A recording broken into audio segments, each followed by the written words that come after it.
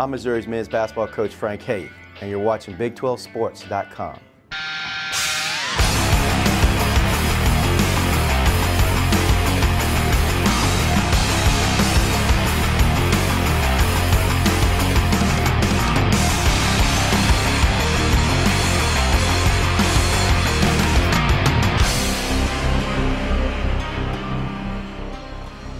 Hello and welcome to this week's Big 12 Report presented by Dr. Pepper.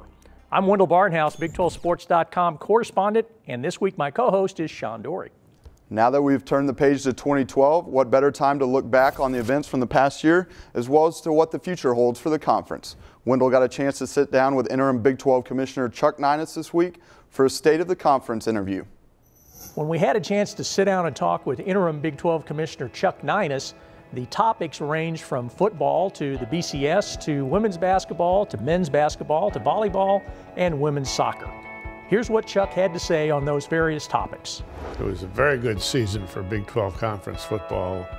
4 of the top 16 current members, plus, as you mentioned, the 2 new members, TCU and West Virginia, ranked highly. And both of them, as you mentioned, are conference champions. We also we're one of 2 conferences that saw an increase in football attendance this year. The Big 12 was up 2.7%, I believe. The only other conference that showed an increase this year was ACC, and they were up 0.5%. What gets confusing is the fact that the BCS was originally established to find a national champion by having 1 play 2. And that's been accomplished, but then there are other, quote, BCS bowls. And so when you bring all those together, there's some confusion, and I think that's where the public gets confused.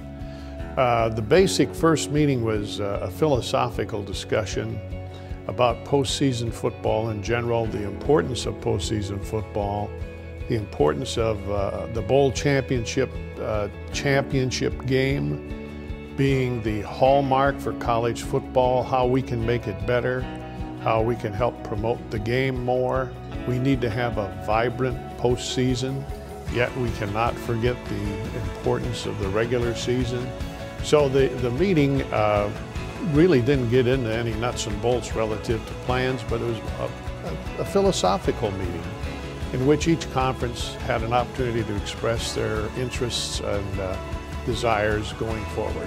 Well, let's not forget what Robert Griffin did. That was truly sensational, and a point should be made that 10 years ago, he may not have won the Heisman because Baylor might not have been on television. But the way television has evolved, he was showcased against Texas and Oklahoma, and that put him over the top. And he's a superb athlete. You know, if you're on defense, it's tough to defend a quarterback when he's the fastest guy on the field, let alone being able to throw like he can. Our women's basketball right now is at the top rung on the ladder. And Baylor probably has the most outstanding women's basketball player to go along with a Heisman Trophy winner. They must be drinking good water down there in Waco. And it'll be interesting to see how Baylor women go through the season. Some think they'll go all the way. That's going to be very difficult for anybody. But let's say that they certainly have been having an outstanding season. And people should understand the importance of having a conference ranked #1 in the RPI. Men's basketball, I believe, is 3rd in the RPI. And we have a number of outstanding men's basketball teams. And I think we have 4 in the top 20. So it's going to be an exciting Big 12 conference basketball season, both men and women. Volleyball finished #1 in RPI. In fact, Texas was #2 and Iowa State was #3. So we had a highly successful volleyball season. I believe 8 of the top 50 were Big 12 conference volleyball teams. So when you have that strength of competition, that makes everybody better. And we had 9 of the women's soccer teams finish in the top 100. Which shows good competition. That's what we like, good competition in the Big 12 Conference.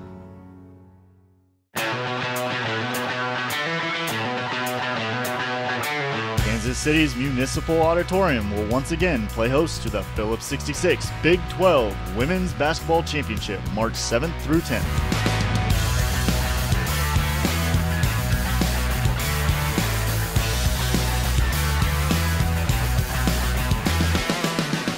For tickets, visit Ticketmaster.com or call 800-745-3000. And welcome back to the Big 12 Report presented by Dr. Pepper. And channeling my best Frank Martin impression, how about giving us a few shout-outs? You ever heard of those, Wendell? Well, yes, I have, Sean. And anybody who saw the post game after the Kansas State-Baylor game and knows that Coach Martin was not happy with his team, you get the impression that Sean was giving out there. Now let's start the shout-outs talking about the Oklahoma State women's basketball team who played the first of their 9 Big 12 road games in Lubbock last week. The Cowgirls can expect lots of literal and virtual hugs when they visit Big 12 opponents this season. Folks around the Big 12 will be reaching out to Oklahoma State's team, which lost coach Kurt Butke and assistant coach Miranda Cerna in a plane crash in November. And a nice tribute from Oklahoma State men's coach Travis Ford in Monday night's Bedlam game with Oklahoma and Stillwater. Ford wore an orange blazer. Butke traditionally wore an orange blazer for the Cowgirls' Bedlam games. Now, shout-out number 2 involves a sport that doesn't get a lot of attention or coverage. If you've been to Stillwater, you might know that the Wrestling Hall of Fame is located there, and wrestling is a big deal at Oklahoma State. Now, Saturday, the Cowboys were involved in a #1 versus #2 showdown in Iowa City that kind of flew under the radar. Second-ranked Oklahoma State upset #1 Iowa in a dual match that was decided by a tiebreaker. The loss ended the Hawkeyes' winning streak in dual matches at 84. Now, had Iowa won, it would have broken the record set by Oklahoma State from 1959 through 1966. Now, the last time Iowa had lost was on January 5th, 2008, when the Hawkeyes lost to Oklahoma State. And in this week's Wrestling Coaches Poll, Oklahoma State is unanimous #1. Now, for the final shout-out, Missouri coach Frank Haith calls this player a point forward and also compares him to Magic Johnson. Who are we talking about? Iowa State sophomore Royce White. Last Saturday in College Station, White led the Cyclones to a 74-50 victory over Texas A&M with the 4th triple-double in school history. White had 10 points, 10 assists, and 18 rebounds.